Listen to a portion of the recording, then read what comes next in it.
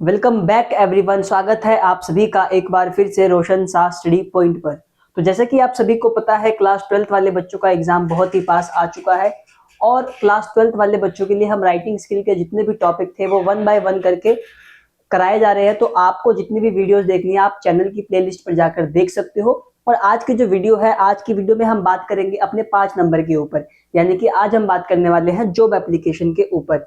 Job application किस तरीके से हमारे एग्जाम में आता है और इसका पैटर्न क्या रहता है, हम आज उसके ऊपर भी थोड़ी सी बात करेंगे।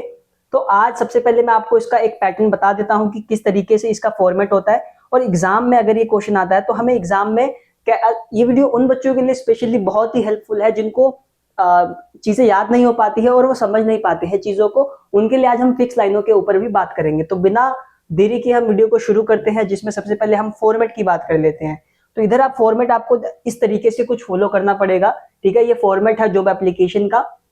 यहाँ पे सबसे पहले आपको एड्रेस ऑफ द एप्लीकेंट देना है, यानी कि आपको यहाँ पे अपना एड्रेस लिखना है, ठीक है। एड्रेस को आप 3 लाइन में कवर करोगे, ठीक। उसके बाद आपको डेट मेंशन करनी है। डेट मेंशन करने के बाद आपको यहाँ पे रिसीवर का एड्रेस देना है, यानी कि रिसीवर वो होता है जो आपके लेटर को प्राप्त करेगा। तो सेंडर एड्रेस सबसे पहले आपको टॉप ऑफ द बॉटम पे लिखना है। उसके बाद आप रिसीवर एड्रेस को लिखोगे, देन आप सब्जेक्ट को लिखोगे, यानी कि सब्जेक्ट क्या है, तो जिस पोस्ट के लिए आप अप्लाई कर रहे हो, जिस भी काम के लिए आप अप्लाई कर रहे हो, तो उसको उठा के आपको यहाँ पे सब्जेक्ट में मेंशन कर देना है। सैल्यूटेशन में हम सर मैडम का यूज कर सकते हैं, ठीक है। उसके बाद बॉडी ऑफ द लेटर, यानी कि इंक्लूडिंग क्या चीज अटैचमेंट हो सकता है, लाइक रेज्यूम हमारा कवर लेटर हो सकता है, ठीक है। Accomplishment documents if anything to be highlighted and certification details, यानी कि ये सारी चीजें हमें किस में लिखनी है, हमें बॉडी ऑफ द लेटर में लिखनी है। अगर आप किसी जॉब के लिए अप्लाई कर रहे हो तो आपको जो भी चीजें आपने करी है अपनी लाइफ में, तो वो सारी चीजों को आपको यहाँ पे मेंशन करना है, ठीक है। जैसे कि हार्ड वर्क बोल सकते हो आप, I am very hard work, very punctual, तो ये पॉइंट्स आप इसमें मेंशन कर देना। उसके बाद थैंक यू कह के आपको यहाँ पे अपना सिग्नेचर कर देना है। तो इस तरीके से हमारा फॉर्मेट रहता है। उसके बाद आपको क्या करना है उसके बाद आपको बायोडाटा मेंशन करना है, ठीक है। अगले पेज से आप बायोडाटा को मेंशन करोगे। उसमें क्या करना है, आपको अपना नेम बताना है। इस तरीके से आपको लिखना पड़ेगा। फादर्स नेम आप लिखोगे, डीओबी लिखोगे, एज लिखोगे, हॉबी लिखोगे, लैंग्वेज कौन कौन सी आपको आती है, नेशनैलिटी क्या है आपकी, क्वालिफिकेशन जब आप लिखोगे तो इसको आप बॉक्स में बनाओगे, ठीक है। क्वालिफिकेशन को हम क्या करेंगे, हम बॉक्स में बनाएंगे, ठीक है। उसके बाद हम एक्सपीरियंस लिखेंगे, फिर कॉन्टेक्ट नंबर अपना लिखेंगे, डेट लिख के, प्लेस लिख के यहाँ पे हम अपना सिग्नेचर कर देंगे। और ये बात आपको ध्यान में रखनी है कि जब भी आप बायोडाटा बनाओगे तो बायोडाटा को आप एक नए पेज से शुरू करोगे, ठीक है। कोई सा भी क्वेश्चन अगर आप राइटिंग स्किल का करते हो तो आपको क्या करना है, उस क्वेश्चन को एक नए पेज से शुरू करना है, ठीक है। सपोज करो ये हमारा आंसर शीट है, यहाँ पे हमारा आंसर खत्म हो चुका है, ठीक है। ये हम कोई क्वेश्चन कर रहे थे, हमारा यहाँ पे खत्म हो गया, तो आपको यहाँ से अपना आंसर शुरू नहीं करना। आप पेज टर्न करोगे और नए पेज से अपना आंसर शुरू करोगे, ठीक है। तो ये हमारा टॉपिक था जिसमें हमें इस तरीके का फॉर्मेट यूज करना है। अब मैं आपको कुछ फिक्स लाइन बताता हूँ, ये उन बच्चों के लिए जिनको बिल्कुल भी इंग्लिश नहीं आ पाती और वो थोड़ा वीक है, इस 5 नंबर को नहीं कर पाती है, जॉब एप्लीकेशन या लेटर टू एडिटर, कहीं ना कहीं वो फंस जाते हैं इस टॉपिक में। तो आज हम उसके ऊपर भी थोड़ी सी बात करेंगे।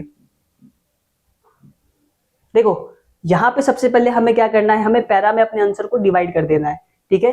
जैसे कि आप इधर देखोगे, यहाँ पे फिक्स इंपॉर्टेंट लाइन की बात की गई थी, तो ये हमारा पैरा 1 होगा। सबसे पहले हम सेंडर एड्रेस, डेट, ठीक है, रिसीवर एड्रेस, सब्जेक्ट लिखने के बाद हमें इस तरीके से अपने आंसर को शुरू करना है। जब भी आप जॉब एप्लीकेशन करने जाओ तो आपको कुछ इस तरीके से अपने आंसर को करना होगा, ठीक है। जैसे सबसे पहले क्या है इसमें, in response to your advertisement, ठीक है। यहाँ पे आपको एक न्यूज़पेपर का नेम लिखना है। जो न्यूज़पेपर अगर आपके क्वेश्चन में मेंशन है तो आप उसका नाम लिख सकते हो। अगर वो मेंशन नहीं है तो आप कोई सा भी न्यूज़पेपर लिख सकते हो, जैसे कि आप द हिंदू कर सकते हो, द टाइम्स ऑफ इंडिया कर सकते हो। तो वो चीजें आपको यहाँ पे मेंशन करनी है, आपको न्यूज़पेपर लिखना है। इसके बाद न्यूज़पेपर में जिस दिन वो पब्लिश हुआ था उसका डेट यहाँ पे आपको मेंशन करना है, ठीक है। वो वाली डेट आपको यहाँ पे मेंशन करना है। उसके बाद I would like to be considered for the above mention post, I am hard working and punctual. ये कुछ लाइन्स है, देखो ये है बटरिंग लाइन्स, इसको हम बोल सकते हैं कि जब हम किसी को मक्खन लगाते हैं ना कि सर मैं हार्ड वर्किंग हूँ, पंचुअल हूँ, तो थोड़ा सा इंपैक्ट आता है। तो आप ऐसी लाइन इसमें मेंशन कर सकते हो, क्योंकि अभी आपको जॉब चाहिए तो आप इन लाइन्स को यहाँ पे क्या कर सकते हैं, मेंशन कर सकते हैं। उसके बाद क्या करना है, आपको पैरा 2, यानी कि हमें क्या करना है, दूसरे पैरा से अपने आंसर को शुरू करना है। फिर आप इसी के नीचे से स्टार्ट करोगे, I am confident that my skills and experience in my studies could make a great contribution in your company. ठीक है, तो जहां भी आप अप्लाई कर रहे हो तो आपको सेकंड पैरा में इन तीनों लाइनों को मेंशन करना है। ठीक है, ये ज्यादा हार्ड भी नहीं है याद करने के लिए, बहुत ईजी है। अगर आप अच्छे से बिल्कुल कंसिस्टेंसी के साथ इसको पढ़ते हैं तो आपको पहले दूसरे बार में ही ये याद हो जाएगा। तो 5 नंबर का ये टॉपिक आता है, तो आपको इस टॉपिक को स्किप नहीं करना है। ठीक है, ये क्वेश्चन जो होगा आपका मतलब जॉब एप्लीकेशन या फिर लेटर टू एडिटर, इन दोनों में से कोई एक करना होगा। अगर आपको लेटर टू एडिटर याद नहीं हो पाता है तो आप जॉब एप्लीकेशन कर देना। अगर आपको ये हार्ड लग रहा है तो आप लेटर टू एडिटर कर देना, उसकी भी वीडियो चैनल की प्लेलिस्ट पे आपको मिल जाएगी। ठीक है, तो दोनों ही क्वेश्चन हमारे लिए इंपॉर्टेंट है, क्योंकि कभी कभी हो सकता है एग्जामिनर हमें लेटर टू एडिटर दे दे ऑप्शनल में, और हो सकता है हमें जॉब एप्लीकेशन ही दोनों क्वेश्चन मिल जाए, तो यहाँ पे आप फंस जाओगे। तो आपको दोनों लेटर को प्रिपेयर करना है, आपको जॉब एप्लीकेशन की भी तैयारी करनी है और आपको लेटर टू एडिटर को भी प्रिपेयर करना है। ठीक है, उसके बाद पैरा 2 के बाद हमें एंड किस तरीके से करना है अपने पेपर का,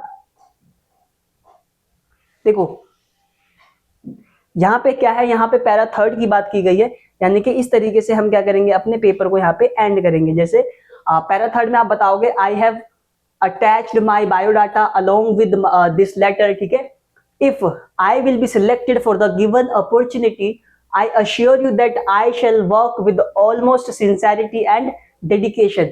ये लाइंस आप मेंशन करोगे। ठीक है, ये भी बटरिंग लाइंस होती है ताकि जो जहां भी हम अप्लाई कर रहे हैं वो हमें इसको देखकर जॉब प्रोवाइड करा दे। ठीक है, उसके बाद आप कहोगे, एक लाइन आप ये लिखोगे, hoping for a favourable response, मतलब आप एक फेवरेबल रिस्पॉन्स की उससे उम्मीद करते हैं, आशा करते हैं। फिर आप थैंक यू कहोगे, थैंक यू कहने के बाद योर्स फेथफुली, फिर यहाँ पे आप अपना नेम डाल दोगे।